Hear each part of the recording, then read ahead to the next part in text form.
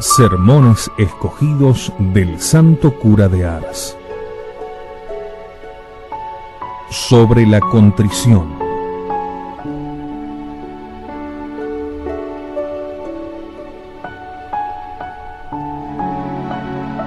Desgraciado de mí, que tanto he pecado en mi vida. De las Confesiones de San Agustín.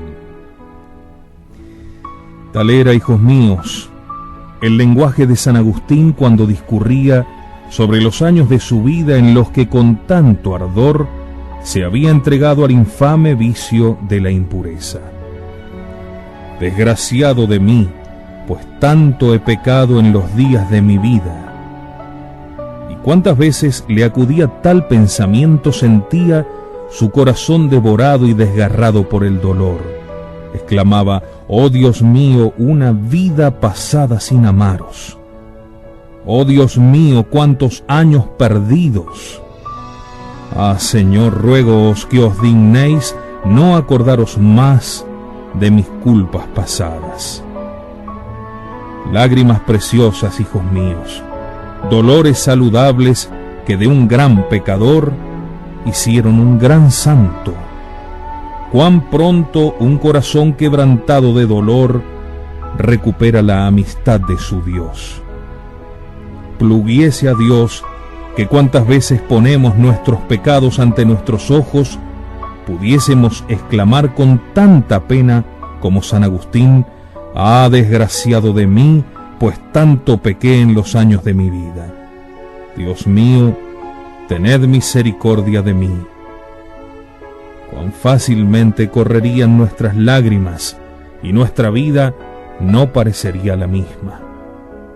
Sí, hijos míos, convengamos todos, cuantos estamos aquí con tanto dolor como sinceridad, en que somos unos criminales dignos de atraer toda la cólera de Dios, justamente irritado por nuestros pecados, tal vez más numerosos que los cabellos de nuestra cabeza. Mas bendigamos para siempre la misericordia de Dios, que con sus tesoros nos proporciona tan eficaz recurso contra nuestra desdicha. Por grandes que hayan sido nuestros pecados, por desordenada que haya sido nuestra conducta, tenemos la seguridad de ser perdonados, si a semejanza del Hijo pródigo nos arrojamos con un corazón contrito a los pies del mejor de todos los padres. ¿Cuál es ahora mi propósito? Aquí lo tenéis. Es haceros ver cómo para obtener el perdón de los pecados es necesario primero que el pecador odie y deteste sinceramente sus culpas por la contrición, la cual debe estar adornada de 4 cualidades. Y segundo, es necesario que haya concebido un firme propósito de no recaer. Ya veremos de qué manera puede reconocerse cuando se tiene un verdadero propósito.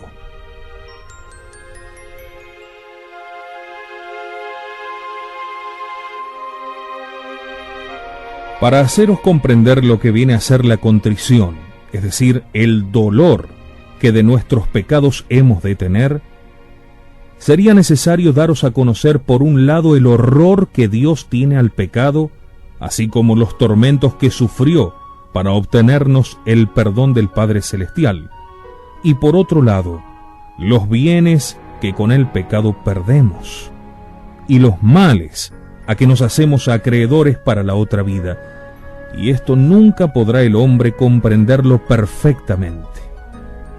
¿Dónde os llevaré, pues, hijos, para hacéroslo conocer? ¿Será tal vez al corazón de los desiertos, donde tantos santos moraron por espacio de 20, 30, 40, 50 y hasta 80 años, ocupados en llorar unas culpas que según el mundo ni son tenidas por tales? No, aún no se conmovería vuestro corazón. ¿A dónde os llevaré, hijos queridos? ¿Será a las puertas del infierno, para oír los gritos los alaridos, el rechinar de dientes, ocasionados por el solo disgusto de haber pecado. Dolor amargo, más dolor y penas inútiles e infructuosas. No, hijos míos, no es aún allí a donde aprenderéis a llorar vuestros pecados con aquel dolor, con aquella pena que es necesario tener. Es al pie de esta cruz teñida aún en sangre de un Dios que la derramó para borrar nuestros pecados.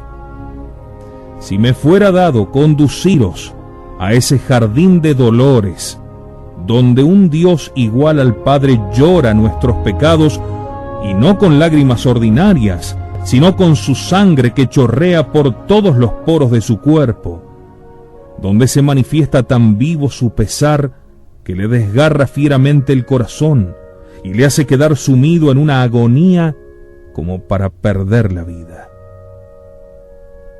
Si después pudiese llevaros en su seguimiento, mostrároslo cargando con su cruz por las calles de Jerusalén, a cada paso una caída, y a cada caída obligado a levantarse a patadas.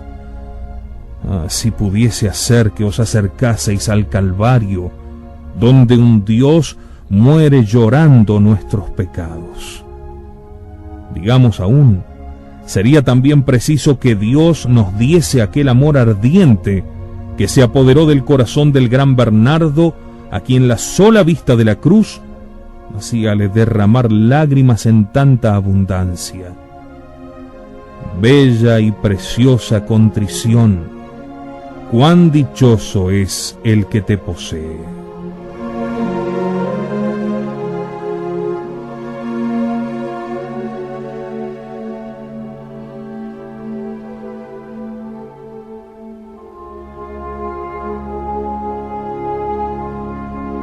Mas ¿a quién voy yo a dirigirme?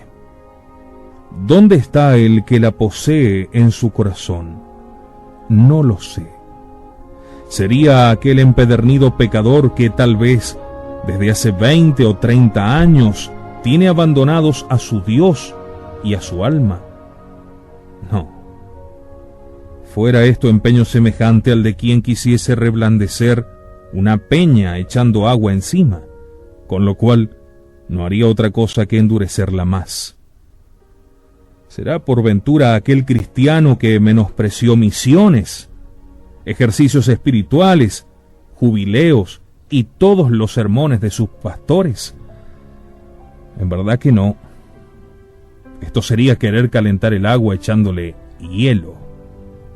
¿Será, pues, quizás a aquellas personas que se contentan con cumplir el precepto pascual, que continúan en el mismo género de vida y que todos los años han de repetir los mismos pecados? No, estas son víctimas que la cólera de Dios está cebando para servir de alimento a las llamas eternas. Hablando más propiamente, digamos que estos son semejantes a los criminales que llevan los ojos vendados y que mientras aguardan su ejecución se entregan a todo lo que su corazón corrompido pueda desear. ¿Qué será? ¿Será pues a aquellos cristianos que confesando cada 3 semanas o cada mes recaen luego todos los días? No, esos son ciegos que no saben lo que hacen ni lo que deben hacer. ¿A quién pues podré dirigirme? No lo sé. Dios mío, ¿dónde habremos de ir para hallar la contrición? ¿A quién deberemos buscar para que nos la muestre?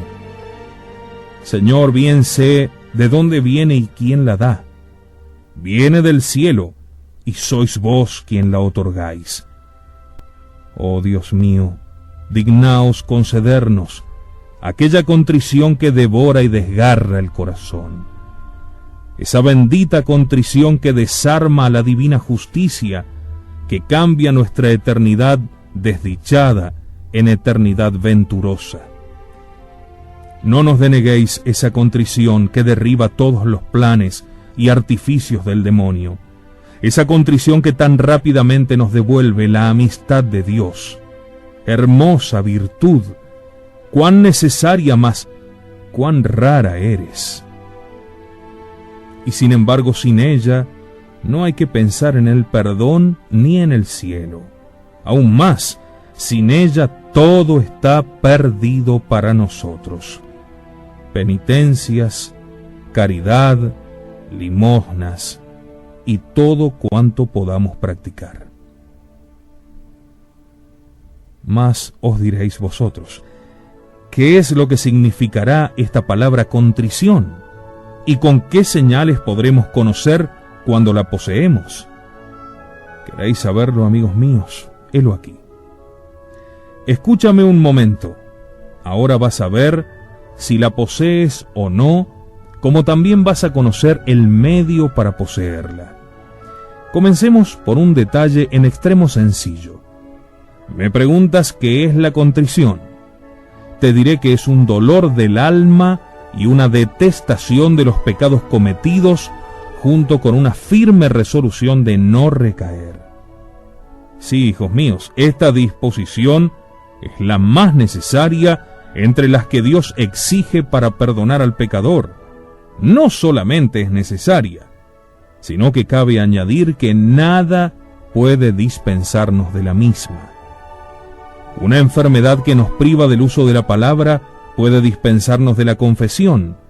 Una muerte súbita puede dispensarnos de la satisfacción, al menos en esta vida. Mas no acontece lo mismo con la contrición. Hijos, sin ella es imposible, absolutamente imposible, obtener el perdón de los pecados. Por desgracia, podemos afirmar que la falta de contrición es la causa de un número infinito de confesiones y comuniones sacrílegas. Pero lo que es aún más deplorable es que casi nunca se dé cuenta uno de la tan grande falta y viva y muera en este estado tan infeliz. Y nada más fácil de comprender. Si tenemos la desgracia de ocultar un pecado en nuestra confesión ante Dios, nos descarguemos de él. Mas no sucede lo mismo con la contrición. Nos confesamos, pero en la acusación que de nuestros pecados hacemos, para nada interviene nuestro corazón. Recibimos la absolución, nos acercamos a la sagrada mesa con el corazón tan frío, tan insensible, tan indiferente, cual si viniésemos de contar una historia. Y así continuamos de día en día, de año en año, hasta que al fin llegamos a la muerte, creyendo habernos portado bien.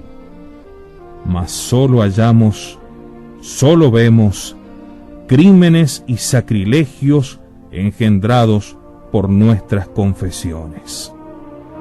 Oh Dios mío, cuántas malas confesiones por defecto de contrición. Oh Dios mío, cuántos cristianos a la hora de la muerte no van a hallar en su conciencia más que confesiones indignas. Pero no quiero ir más lejos para no turbaros más. ¿Qué digo? Precisamente en esta ocasión es cuando convendría que os llevase a 2 pasos de la desesperación, a fin de que, espantados del estado en que os halláis, quisieseis mejorarlo, sin esperar el momento en que conoceréis vuestra miseria y ya no la podréis reparar. Pero vengamos, hijos, a la explicación que os debo, y vais a ver si las veces que os habéis confesado tuvisteis el dolor necesario, absolutamente necesario, para alimentar la esperanza de que vuestros pecados os sean perdonados.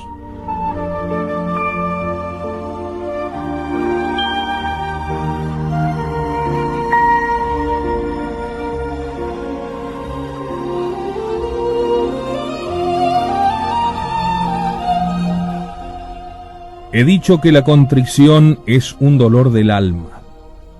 Es necesario que el pecador llore sus pecados o en este mundo o en el otro. En este mundo podéis borrarlos mediante la pena que sentís de haberlos cometido, mas en el otro no.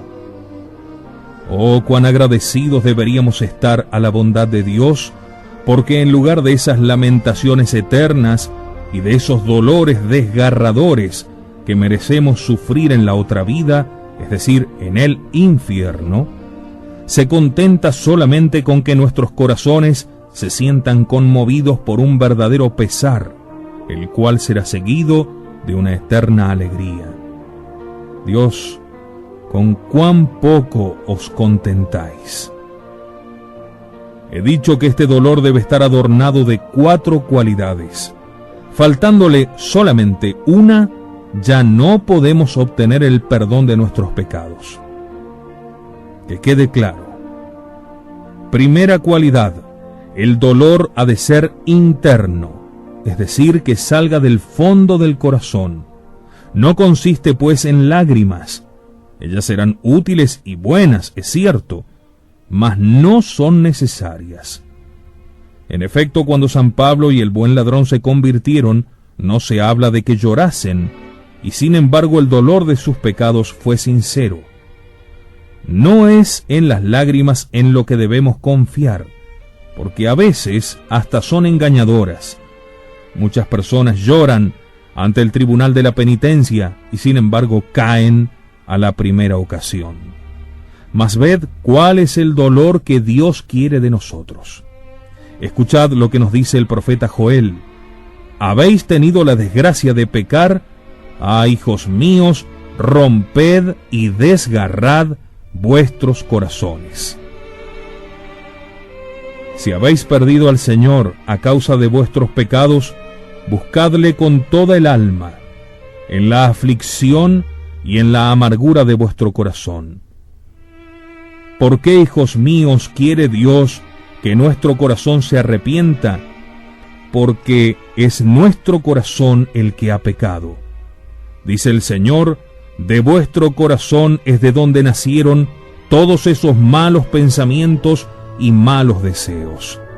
Si nuestro corazón ha hecho el mal, es preciso que se arrepienta. Sin esto, Dios no nos perdonará jamás.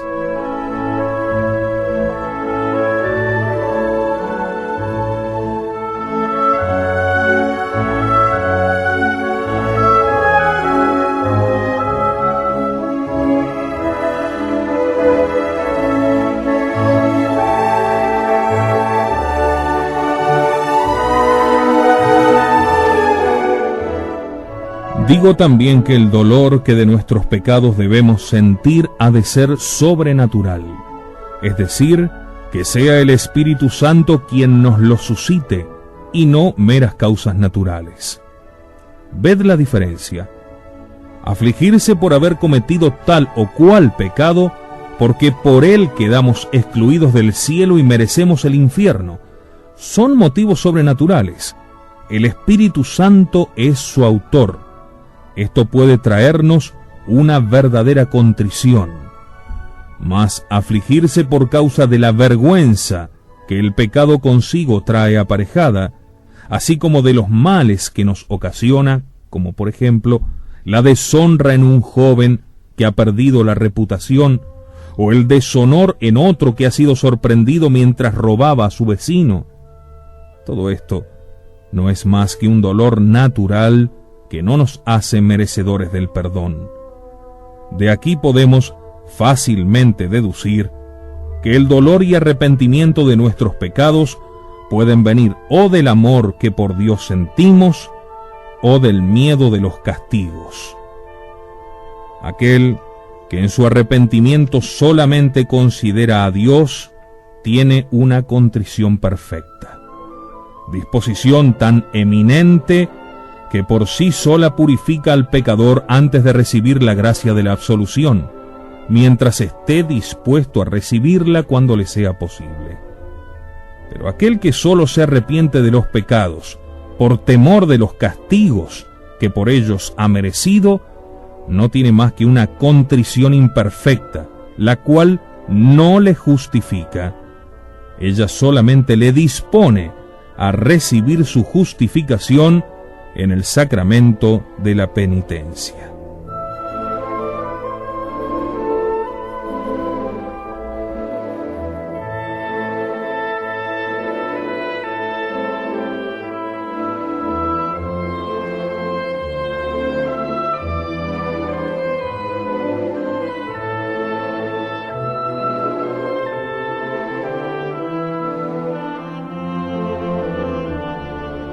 Tercera condición de la contrición: ha de ser suma, o sea, el mayor de todos los dolores. Mayor, digo yo, que el que experimentamos al perder nuestros padres, o nuestra salud, y en general todo cuanto más querido por nosotros haya en este mundo. Si después de haber pecado no tenéis pues tal pesar, temblad por vuestras confesiones. ¿Cuántas veces por haber perdido un objeto que no vale más allá de 2 reales, lloramos, nos inquietamos por espacio de muchos días, hasta perdemos las ganas de comer? Y por los pecados, con frecuencia por pecados mortales, no derramamos una lágrima, ni exhalamos un solo suspiro. Dios mío, cuán poco conoce el hombre lo que hace al pecar.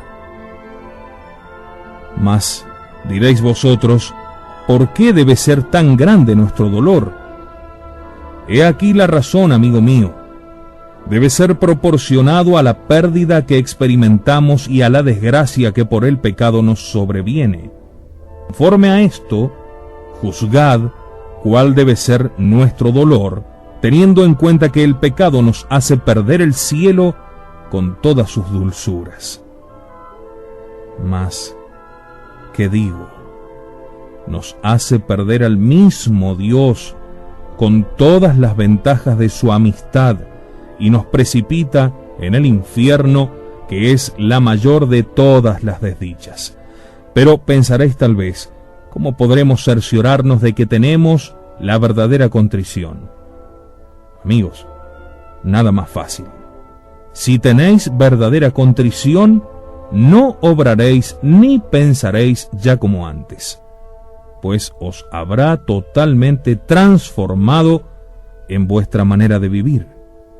Odiaréis lo que antes amabais y amaréis aquello de que antes huisteis y menospreciasteis. Es decir, que si os habíais confesado de ser orgullosos en vuestras acciones y en vuestras palabras, es preciso que ahora respiréis bondad y caridad para con todo el mundo. No sois vosotros quien ha de juzgar si habéis hecho buena confesión, pues os podríais engañar, sino que se requiere que las personas que os vieron y oyeron antes de confesaros puedan decir: no es el mismo, se ha realizado en él un gran cambio. Dios mío, ¿dónde están las confesiones que causan este bien tan grande? ¿Cuán escasas son? Y cómo lo son también aquellas que están adornadas de todos los requisitos exigidos por Dios. Debemos reconocer, hijos, para confusión nuestra, que si nos presentamos tan poco contritos, ello no puede provenir más que de nuestra poca fe y de nuestra falta de amor para con Dios nuestro Señor.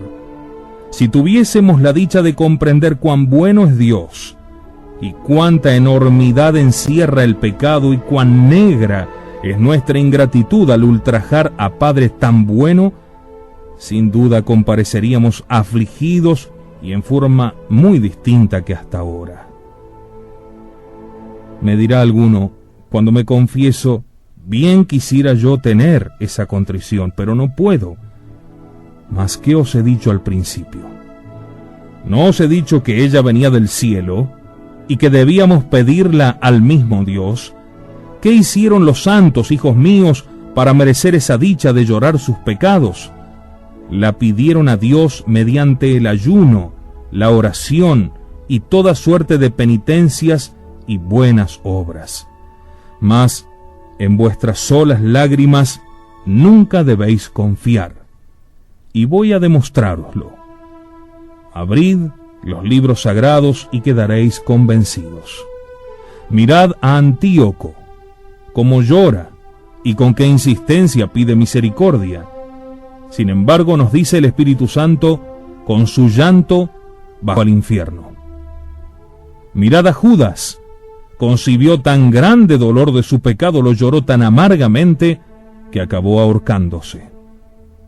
Ved a Saúl, exhala clamores horribles por haber tenido la desgracia de despreciar al Señor, y no obstante está en el infierno. Mirad a Caín, cuántas lágrimas derrama por su pecado, sin embargo, arde en el fuego eterno. ¿Quién de nosotros, hijos, al ver derramar tantas lágrimas y mostrar tal arrepentimiento, no hubiera creído que el buen Dios los habría perdonado? No obstante, ninguno de ellos alcanzó el perdón, mientras que David, desde el momento que dijo he pecado, enseguida su falta quedó borrada. ¿Y por qué es así, me dirás? ¿Por qué esta diferencia entre los primeros, que no son perdonados, y David, que sí lo es? Aquí la tienes, amigo. Es que los primeros no se arrepienten ni detestan sus pecados más que por causa de los castigos y de la infamia que el pecado trae consigo aparejada, sin referirlo a Dios para nada. Mientras que David lloró sus pecados no en vista de los castigos que el Señor iba a infligirle, sino considerando el ultraje que con sus pecados había hecho a Dios. Fue tan vivo, tan sincero su dolor, que Dios no pudo denegarle el perdón. Antes de confesarte, ¿pides a Dios la contrición? Ay, tal vez no lo hiciste jamás. Tiembla entonces por tus confesiones. ¡Cuántos sacrilegios, Dios mío! ¡Cuántos cristianos condenados! Además, ha de ser universal. Hallamos en la vida de los santos, a propósito del universal dolor que debemos tener de nuestros pecados, que si no los detestamos todos, no se nos perdonará ninguno. Refiérese que San Sebastián, estando en Roma, hacía grandes milagros, los cuales llenaron de admiración al gobernador Cromos, quien, sintiéndose en aquella época presa de terrible enfermedad, manifestó ardientes deseos de verle para pedir al santo la curación de sus males. Al estar el santo en su presencia, le dijo el gobernador: hace largo tiempo que estoy sufriendo cubierto de llagas, sin que haya podido hallar hombre alguno en el mundo que me pueda librar de mis males. Corre el público rumor de que tú alcanzas cuanto quieres de tu Dios. Si quisieras pedirle mi curación, te prometería hacerme cristiano. Pues bien, le dijo el santo, si estás firme en tal propósito, te prometo de parte del Dios a quien adoro, que es el creador del cielo y de la tierra, que en cuanto hayas roto todos tus ídolos, quedarás perfectamente curado. Respondióle el gobernador: no solamente estoy dispuesto a hacer este sacrificio, sino otros mayores, si fuera preciso. En cuanto se despidieron, el gobernador comenzó a destruir sus ídolos, mas el último que tomó para romperlo parecióle tan respetable que no tuvo valor para destruirlo. Lo guardó creyendo que tal reserva no le impediría la curación. Pero volviendo a sentir sus dolores más violentos que nunca, fuese muy enojado a encontrar al santo y le dirigió los más duros reproches, porque después de haber roto sus ídolos como le había ordenado, lejos de curar, sufría más todavía. Pero el santo le dijo: ¿los has destruido a todos, sin reservarte ni uno solo?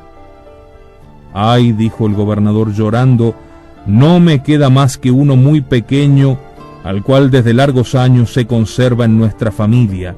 Es demasiado precioso para destruirlo. Pues bien, dijo el santo, es eso lo que me habías prometido. Anda, rómpelo y quedarás curado.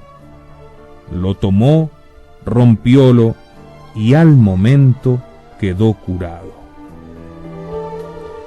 Aquí tenéis, hijos míos, un ejemplo que nos pinta la conducta de un número infinito de gentes, que se arrepienten de un cierto número de pecados, mas no de todos, y que a semejanza de aquel gobernador, lejos de curar las llagas que el pecado causó en su pobre alma, las abren aún más profundamente.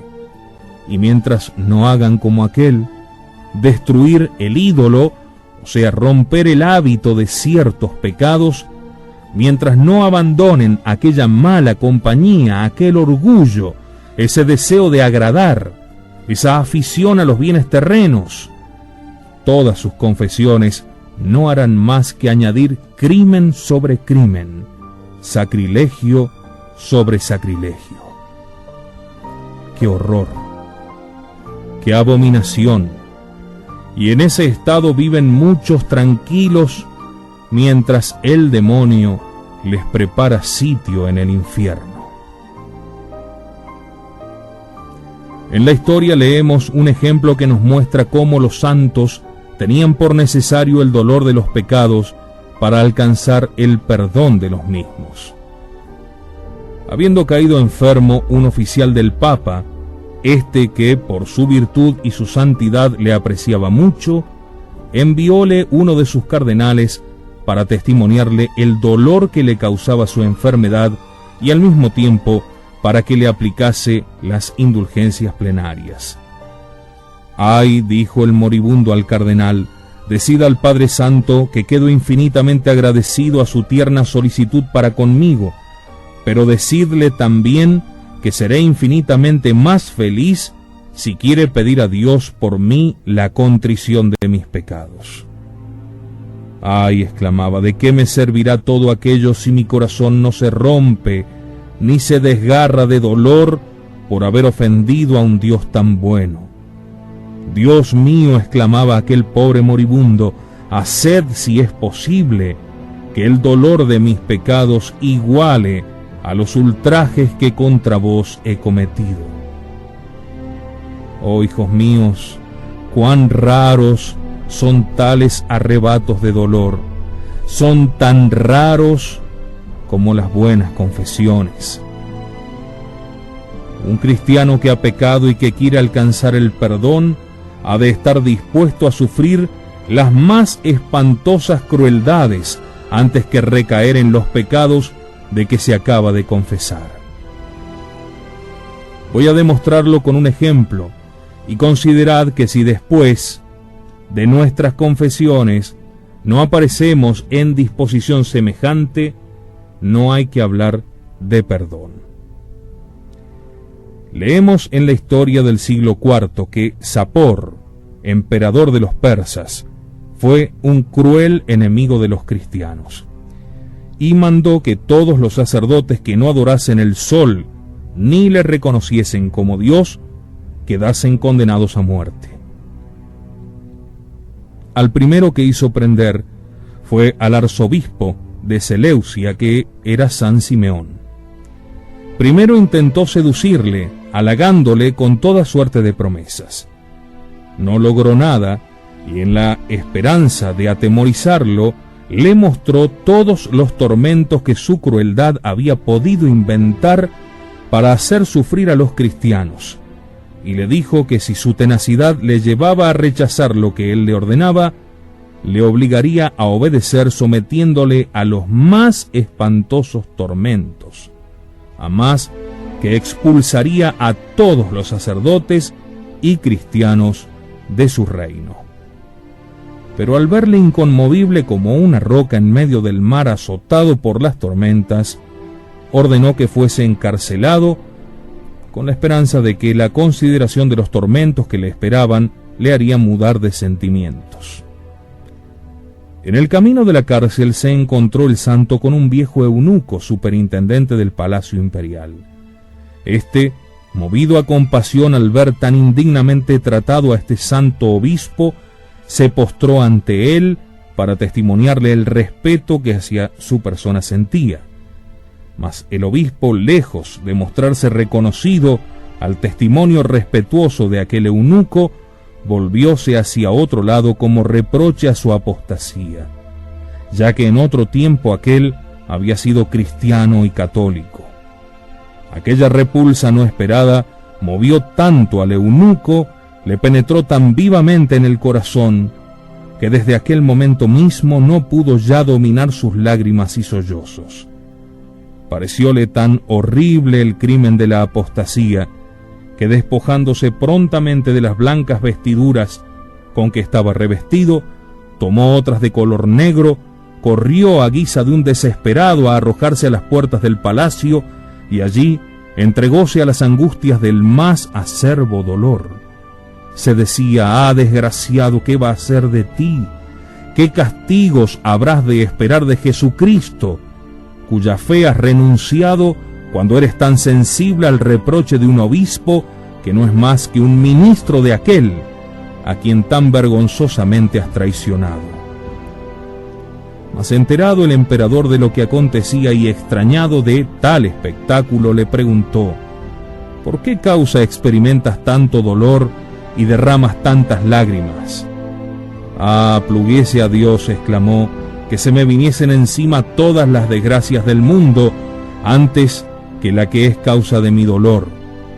Lloro porque la muerte no me arrancó de este mundo. ¿Cómo podré mirar aún el sol al que adoré por temor de desagradaros?» El emperador, que le apreciaba por su fidelidad, intentó ganarle prometiéndole toda suerte de riquezas y favores. «No, no», exclamaba el eunuco, «cuán dichoso seré si puedo con mi muerte reparar los ultrajes que a Dios he inferido y recobrar el cielo que había perdido. Oh Dios mío y Salvador mío, ¿tendréis todavía piedad de mí? Si al menos tuviese 1000 vidas a disposición para testimoniaros mi dolor y mi retorno». El emperador, al oír hablar de esta manera, moría de rabia, y desconfiando poderle hacer volver de su propósito, le condenó a morir en los tormentos. «Escuchadle, hijos, escuchadle mientras se dirige al suplicio. Ah, Señor, qué dicha morir por vos. Sí, Dios mío, si tuve la desgracia de renegar de vos, a lo menos tendré también la dicha de dar por vos mi vida».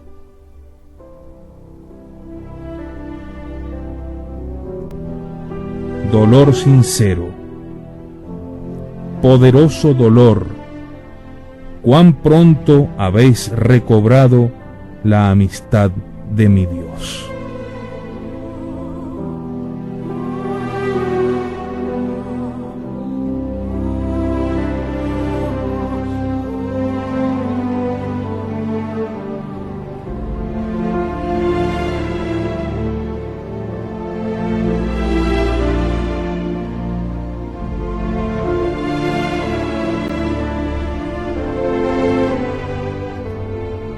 Leemos en la vida de Santa Margarita que fue tan grande el dolor que experimentó por un pecado cometido en su juventud, que lo lloró durante toda su vida.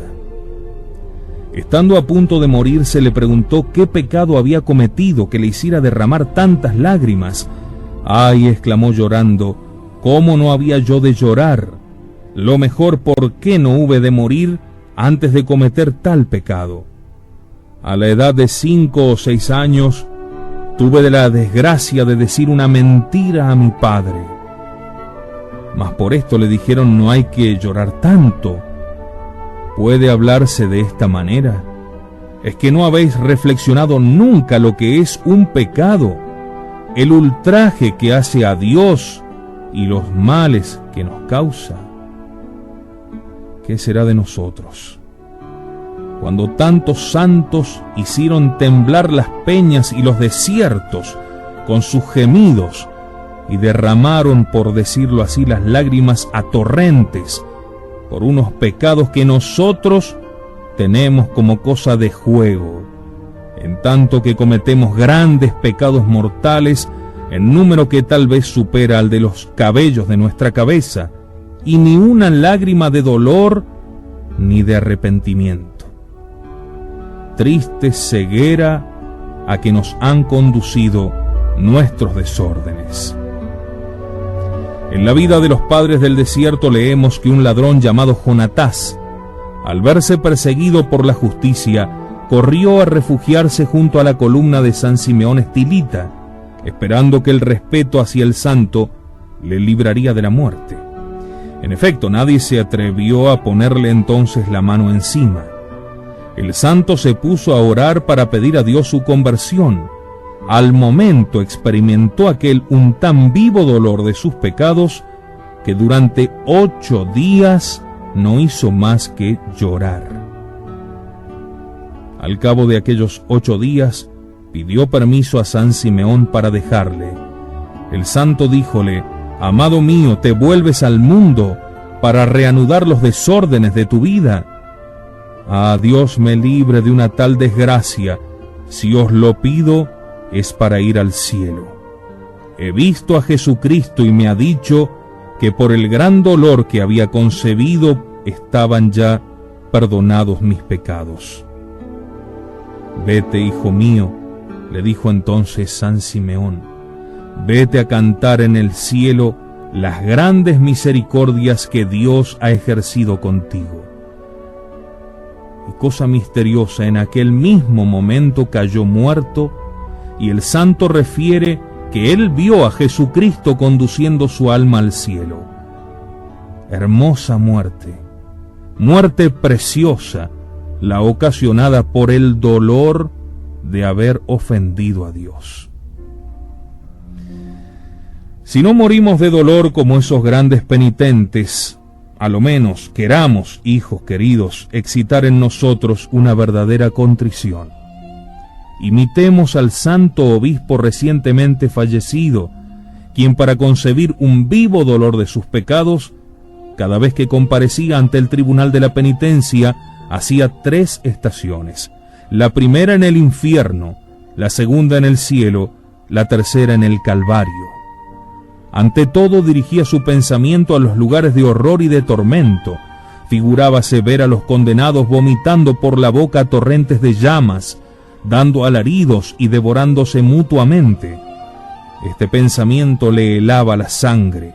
Pensaba no poder resistir más a la vista de aquel espectáculo, sobre todo al considerar que sus pecados le habían hecho 1000 veces merecedor de aquel suplicio. De allí se trasladaba su espíritu al cielo y pasaba revista a todos los tronos de gloria en los cuales se sientan los bienaventurados. Representábase las lágrimas por ellos derramadas y las penitencias hechas durante toda su vida por unos pecados tan leves, de los cuales había él cometido tantos, sin hacer nada para expiarlos. Y esta negligencia le sumía en tan profunda tristeza que sus lágrimas parecían no poder agotarse. No contento con esto, dirigía sus pasos hacia el Calvario, y allí, a medida que se acercaba a la cruz donde Dios muriera por él, faltábanle las fuerzas y quedaba inmóvil a la vista de los sufrimientos que sus pecados causaron a su Dios.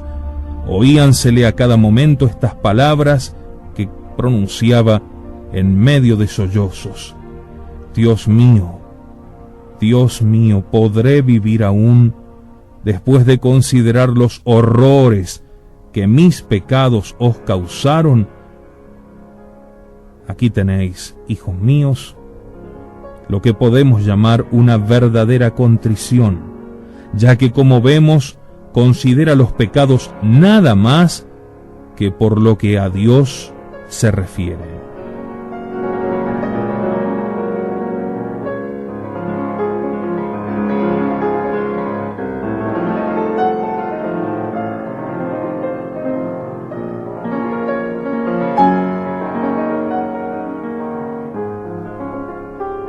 Hemos dicho que la verdadera contrición debe también incluir un propósito, o sea, una firme resolución de no pecar más en lo futuro. Es preciso que no sea un débil deseo de corregirse, sino una decisión formal de terminar con nuestros pecados. Jamás Se nos perdonarán los pecados si no renunciamos a ellos con todo el corazón. Hemos de abundar en los mismos sentimientos del profeta rey. Sí, Dios mío, os he prometido seros fiel y observar vuestros preceptos. Con el auxilio de vuestra gracia guardaré mi fidelidad a ellos. Y nos dice el Señor, que abandone el impío el camino de sus iniquidades y sus pecados le serán perdonados. Solamente cabe esperar misericordia para aquel que renuncia de todo corazón y para siempre a sus pecados, puesto que Dios no nos perdona sino en cuanto nuestro arrepentimiento es sincero y ponemos de nuestra parte todos los esfuerzos para no recaer. Por otra parte, ¿no sería acaso burlarse de Dios el pedirle perdón de un pecado que uno piensa volver de nuevo a cometer? Pero me diréis, ¿cómo puede un propósito firme conocerse y distinguirse de un deseo débil e insignificante? ¿Deseáis saberlo, hijos míos? Atended un instante. De 3 maneras puede conocerse. Primero, como decíamos, por el cambio de vida. Segundo, por la huida de las ocasiones próximas de pecar. Y tercero, por trabajar con todas sus fuerzas en corregirse y en destruir los malos hábitos. Digo ante todo que la primera señal de un buen propósito es el cambio de vida. Él es el que con más seguridad nos lo demuestra y menos expuesto está a engañarnos. Por ejemplo, una madre de familia se acusará tal vez de haberse dejado arrebatar a menudo contra sus hijos o contra su marido. Después de su confesión, id a visitarla en el interior de su hogar. Nada de arrebatos ni maldiciones. Al contrario, observáis en ella dulzura, bondad, atenciones, aún con sus inferiores.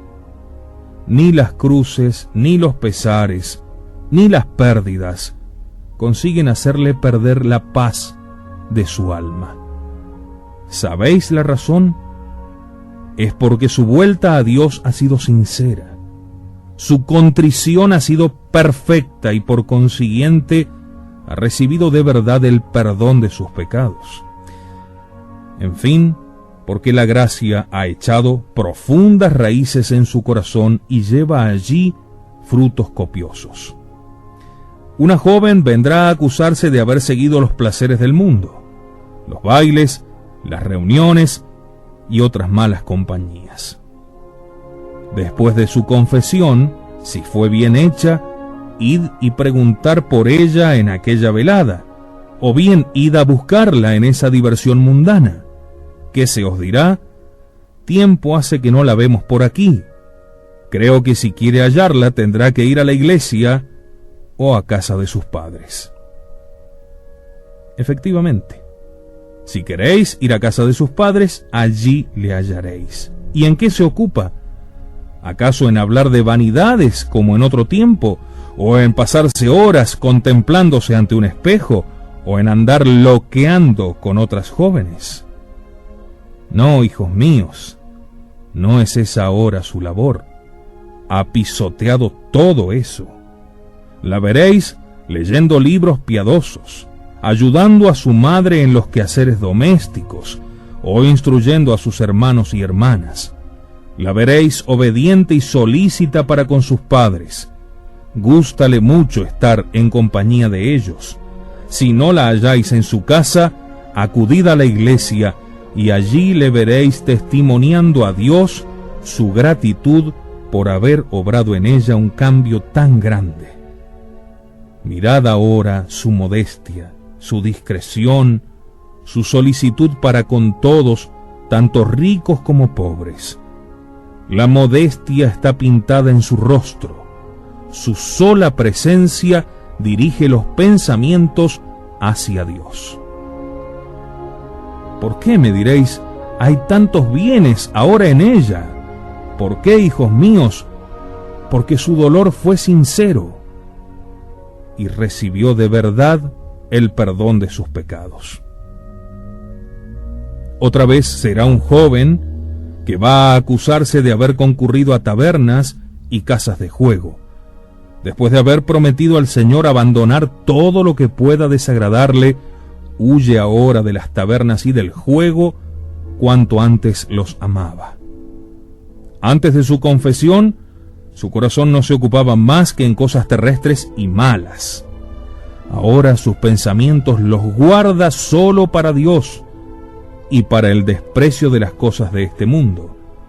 Todo su gozo está en conversar con Dios y en considerar los medios para salvar su alma. Estas son las señales de una verdadera y sincera contrición. Si después de vuestras confesiones os sentís así, podréis esperar que vuestras confesiones han sido buenas y que vuestros pecados han sido perdonados. Pero si practicáis todo lo contrario de lo que acabo de deciros, si algunos días después de vuestras confesiones se ve a esa joven que había prometido a Dios abandonar el mundo y sus placeres para no pensar más que en agradarle, si yo la veo, digo, como antes, en sus reuniones mundanas, si veo a esa madre tan colérica y negligente para con sus hijos y domésticos, tan quisquillosa con sus vecinos como antes de la confesión, si hallo nuevamente a ese joven en sus juegos y tabernas, oh horror, oh abominación, monstruos de ingratitud, ¿en qué estado se halla esa pobre alma? Horror y sacrilegio. ¿Serán los tormentos del infierno bastante rigurosos para castigar tamaño atentado?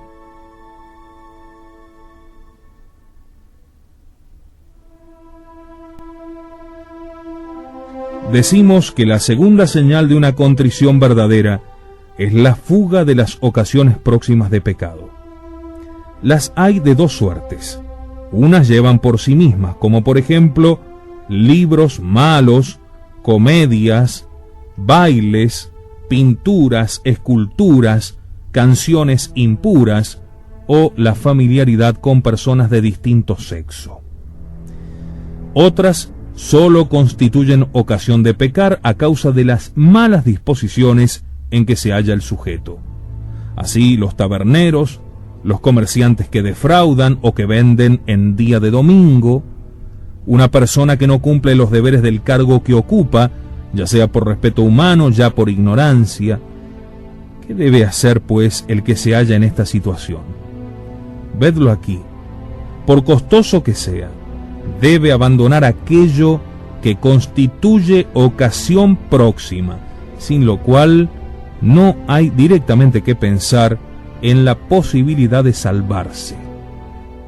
Nos dice Jesucristo que si nuestro ojo o nuestra mano nos escandalizan, debemos arrancarlos y arrojarlos lejos de nosotros. Pues, nos dice Él, vale más entrar en el cielo con un ojo o un brazo menos que ser arrojados al infierno teniendo íntegro nuestro cuerpo.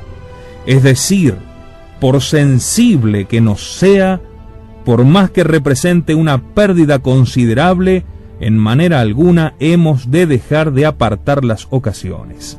Y si no lo hacemos, no pensemos en el perdón. Decimos que la tercera señal de un buen propósito es poner todas las energías en destruir los malos hábitos. Llámase hábito a la facilidad que uno tiene en caer en los pecados antes cometidos. Es preciso, en primer lugar, vigilar cuidadosamente acerca de sí mismo y ejecutar con frecuencia acciones contrarias. Por ejemplo, si nos domina el orgullo, deberemos ejercitarnos en practicar la humildad, complaciéndonos en ser despreciados, no buscando en nada, ni en las palabras, ni en las acciones, la estimación de los demás.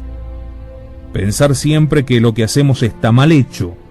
Si obramos el bien y socorremos a los demás, figurarnos indignos de que Dios se sirva de nosotros, considerándonos en el mundo como un ser que no hace más que despreciar a Dios durante toda su vida y que merecemos que se hable de nosotros mucho peor de lo que se habla actualmente. Nos domina la cólera, entonces precisa practicar la mansedumbre, ya en las palabras, ya en la manera de portarnos con nuestro prójimo. Estamos inclinados a la sensualidad, deberemos mortificarnos ya en la bebida, ya en la comida, en las palabras, en las miradas, e imponernos alguna penitencia ante cada recaída. Hijos, si no tomáis estas precauciones, al recaer en vuestros pecados, podéis muy rectamente concluir que todas vuestras confesiones nada valen, que no fueron más que sacrilegios, un crimen tan horrible que os sería imposible vivir si conocieseis su negrura, su horribilidad, su atrocidad. Ved cuál es la conducta que hemos de observar. Hemos de imitar al hijo pródigo, el cual, movido por el estado miserable en que sus desórdenes le habían sumido, sometióse dócilmente a cuanto su padre le exigía, para tener la dicha de reconciliarse con él. Ante todo abandonó al momento el país donde tan mal había vivido, así como también a las personas que para él fueron ocasión de pecar.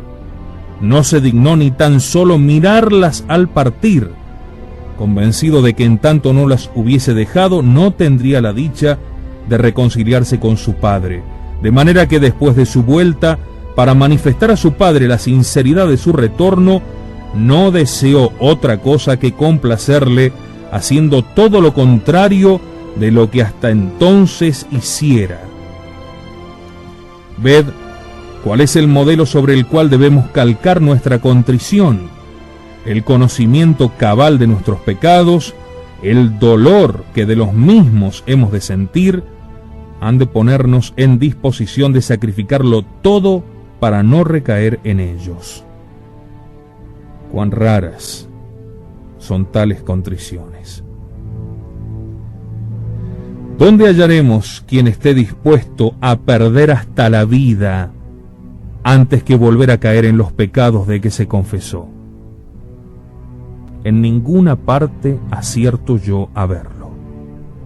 ¿Cuántos, por el contrario, nos dice San Juan Crisóstomo, no hacen más que confesiones de teatro, que cesan solamente de pecar por unos momentos, sin dejar jamás enteramente el pecado, los cuales, nos dice, son semejantes a los comediantes, cuando representan combates sangrientos y empeñados que parecen darse de verdad unos a otros golpes mortales? Allí se ve a tal o cual derribado en tierra, extendido cuán largo es, vertiendo su sangre. Diríamos verdaderamente que ha perdido la vida. Mas aguardad a que baje el telón y le veréis levantarse lleno de fuerza y de salud, tal como estaba antes de la representación de la obra teatral.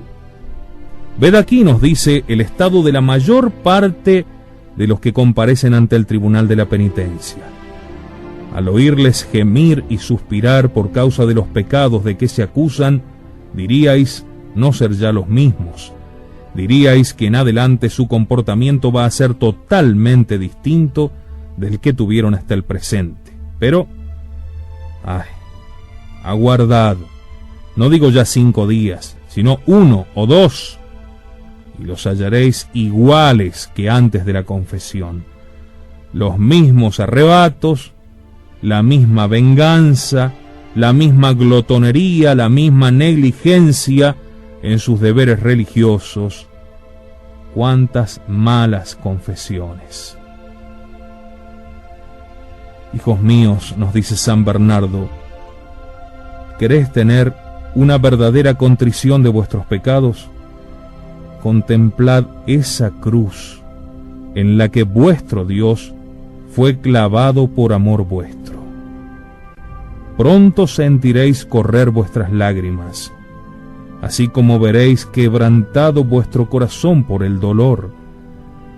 Realmente, hijos míos, lo que tantas lágrimas hizo derramar a Santa María Magdalena en el desierto no fue otra cosa que la vista de la cruz. Leemos en su vida que después de la ascensión del Señor, y habiéndose retirado a la soledad, pidió a Dios la gracia de llorar durante toda su vida las culpas de su juventud.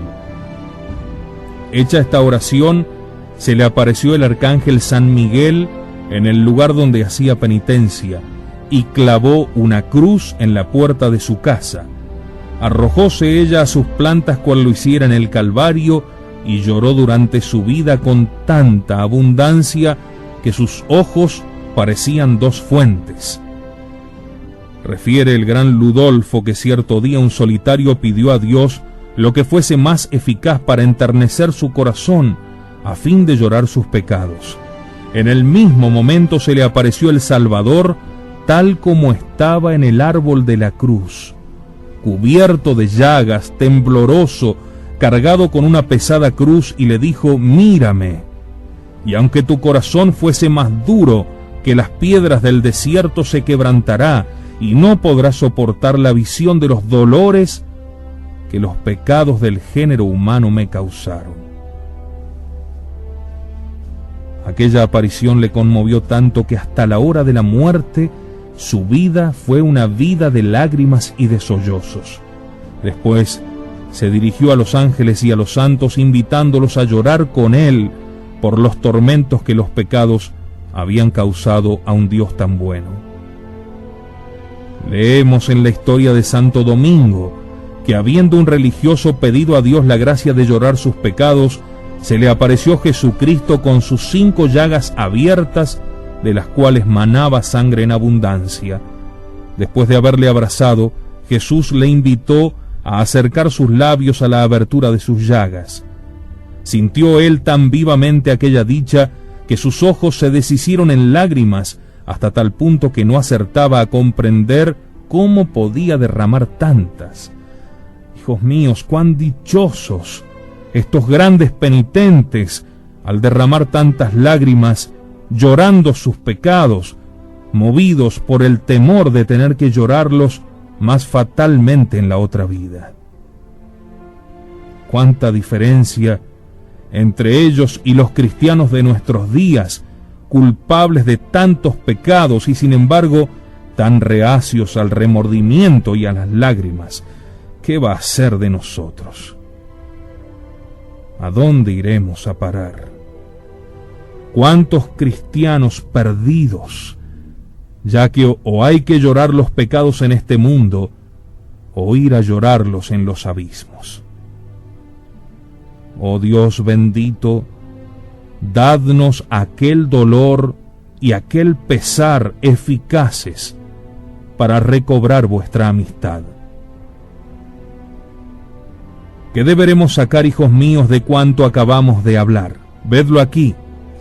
Hemos de pedir constantemente a Dios horror al pecado, saber huir las ocasiones de pecado y no perder nunca de vista que los condenados, si arden y lloran en el infierno, es porque no se arrepintieron de sus culpas en este mundo, ni quisieron dejar el pecado.